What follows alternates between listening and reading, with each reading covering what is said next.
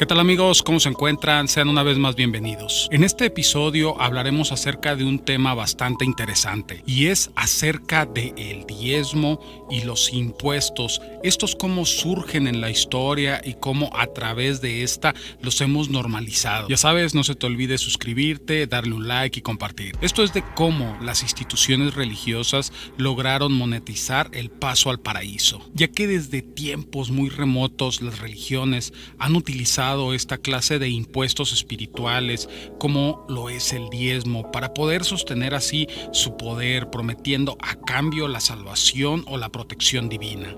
Este sistema nos recuerda a mitos como el de Caronte, ese barquero del inframundo que cobraba para cruzar las almas, o las prácticas medievales donde los ricos pagaban por misas y bulas para asegurar su entrada en el cielo. Y es que el diezmo fue un tributo obligatorio en muchas sociedades teocráticas.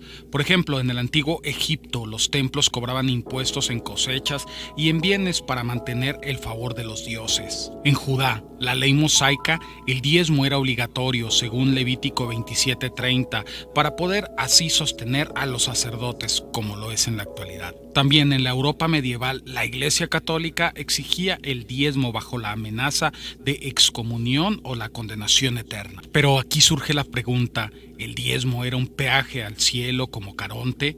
Ya que muchos campesinos morían en la pobreza, mientras que la Iglesia acumulaba riquezas, valiéndose incluso de indulgencias, perdones divinos por dinero. Como ya les había mencionado en la mitología griega, Caronte, que ese barquero que llevaba las almas al Hades, pero únicamente si tenías una moneda bajo la lengua, el óbolo. Esto es, que si tú no podías pagar, tu alma vagaba eternamente. Esto refleja una mercantilización de la muerte. Solo los ricos o los preparados podían cruzar. Y esto se veía reflejado aún en épocas más recientes. La iglesia vendía misas para los muertos y bulas, documentos que reducían el tiempo en el purgatorio.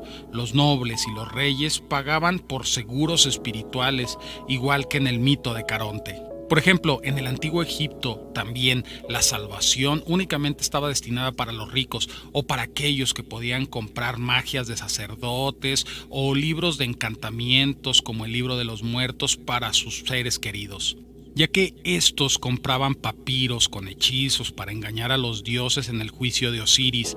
Quien no tenía dinero dependía de rezos genéricos, similar a cómo la iglesia vendía misas personalizadas para los ricos en la Edad Media. Y es que el diezmo o impuestos religiosos funcionaron como un peaje al cielo, donde solo quienes pagaban tenían seguridad espiritual.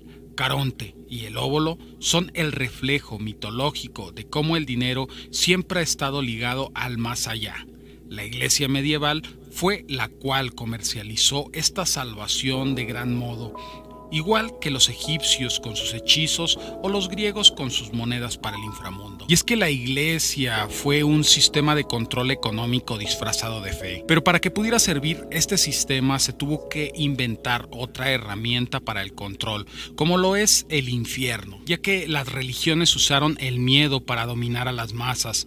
El concepto del infierno no solo ha sido una creencia religiosa, sino también un mecanismo de poder para mantener el orden social, la obediencia y la recaudación de impuestos espirituales. Desde las teocracias antiguas, pasando por la Edad Media y llegando hasta la actualidad, la amenaza del castigo eterno ha servido para aterrorizar a los disidentes, herejes, rebeldes, librepensadores y en especial para justificar esos impuestos religiosos, diezmos, indulgencias.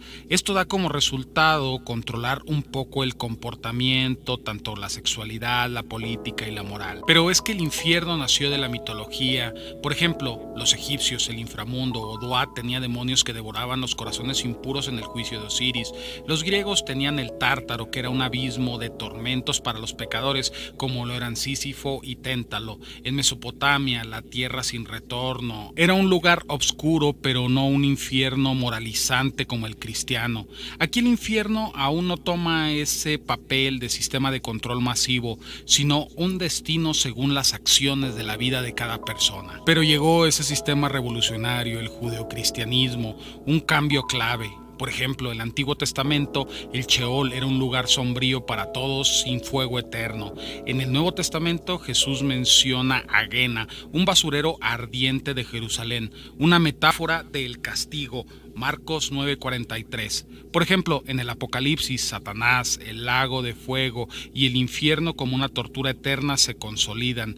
En el Apocalipsis 20 del 10 al 15. Y es que en este punto fue cuando el infierno dejó de ser un destino neutro para convertirse en una herramienta de amenaza, ya que como en la Iglesia Católica medieval usa el infierno como una arma política y económica. Y es que todo esto fue reforzado a través del arte medieval y esa propaganda de terror en pinturas que únicamente se retrataban a ángeles, demonios, el cielo, el infierno. Por ejemplo, el infierno del Bosco o el juicio final mostraban torturas grotescas, también esos sermones apocalípticos de frailes que aterrorizaban a multitudes con descripciones gráficas. Después de eso surgen las persecuciones de los herejes. La Inquisición condenaba a las disidentes, cátaros, brujas, como excusa para salvar sus almas. Pero en la actualidad esto tiene menos impacto debido a la secularización de la población. Esto ha reducido el impacto del infierno, pero siguen discursos políticos y morales. En conclusión, ¿fue el infierno el mayor engaño del poder?